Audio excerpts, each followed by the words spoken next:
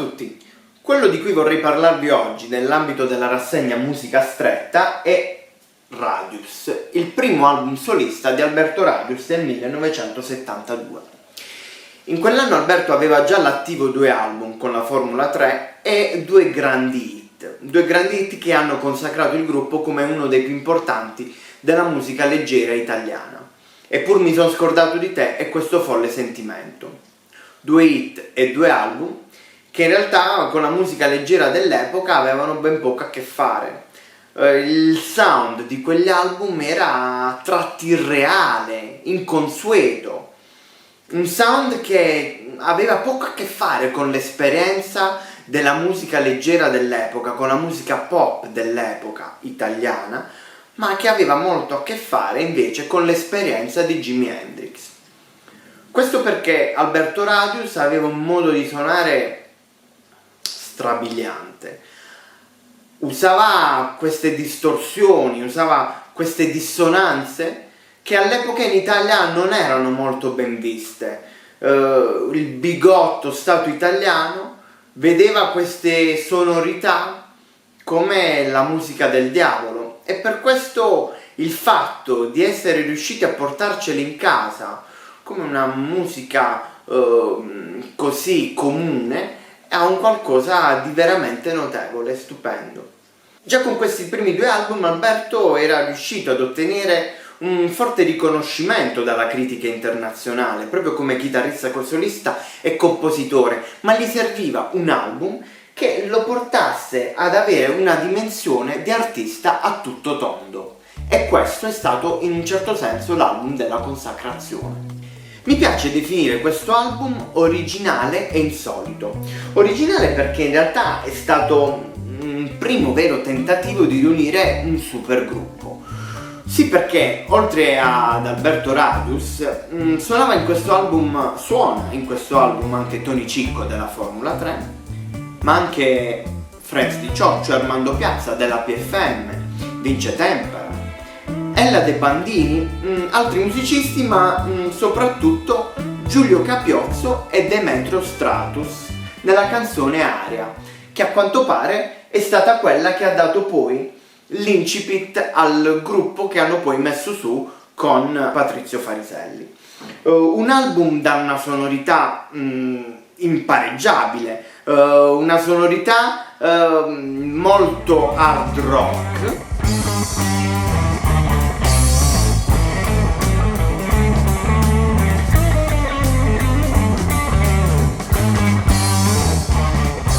Questa chitarra di Alberto che è una chitarra che per la musica italiana, una musica italiana del 1972, pare essere arrivata direttamente da un altro pianeta.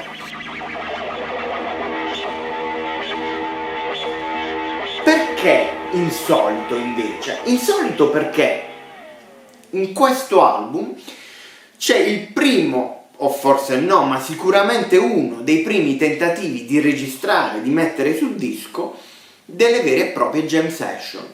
Certo ci sono degli obbligati che rispettano, ma quello che sentiamo in questo album è il feeling che si è creato nello studio, che si è creato fra questi musicisti.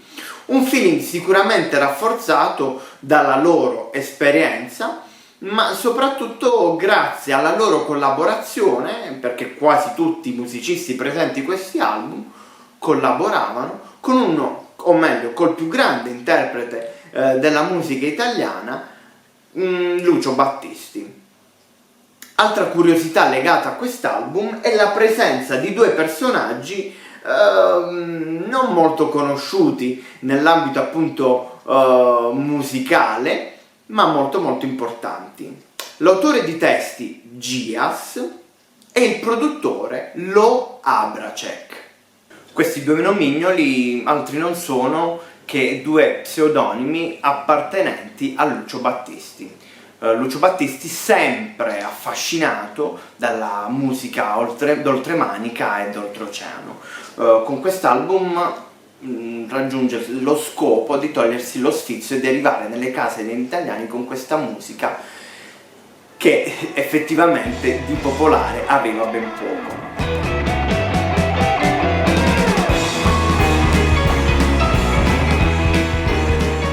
Vi leggo adesso il testo che Gias appunto ha scritto per Alberto Radius, che si chiama Prima e dopo la scatola, dove in un certo senso svela quello che poi espliciterà con l'album Anima Latina e perfezionerà con gli album bianchi in collaborazione con Pasquale Panella, ossia la sua idea di arte e dell'artista in generale.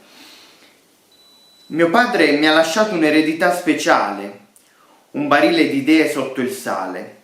Potrei crederci, ma l'istinto mio non mente. Prima e dopo la scatola non c'è niente. Eppure l'anima è immortale. Se così non è, allora cantare cosa vale?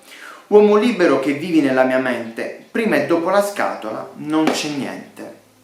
La chiusa di questa puntata la affidiamo alla copertina dell'album, scatto di Cesar Monti, che avrebbe visto in un primo momento Alberto Radius seduto in un frigorifero e circondato da ogni ben di Dio. Scatto questo che non avrebbe raffigurato la rabbia e la potenza che Alberto Radius esprime in questo album con la sua chitarra. Di conseguenza la copertina è diventata un Alberto Radius seduto sì nel frigorifero, ma che lotta più che ai beni di consumo, il becero consumismo.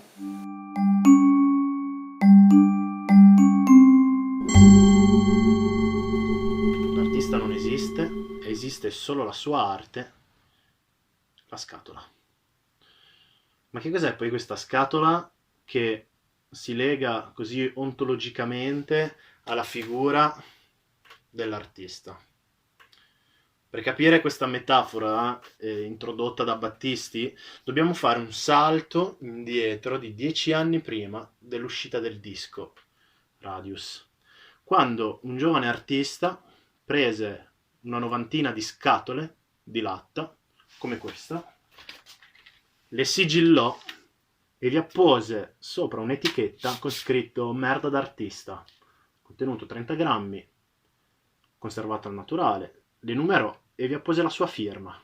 Con questo gesto, con questa icona del Novecento, è diventato inutile chiedersi che cos'è arte, ma soprattutto che cosa non è arte, perché il gesto artistico è diventato puramente e genuinamente un gesto linguistico.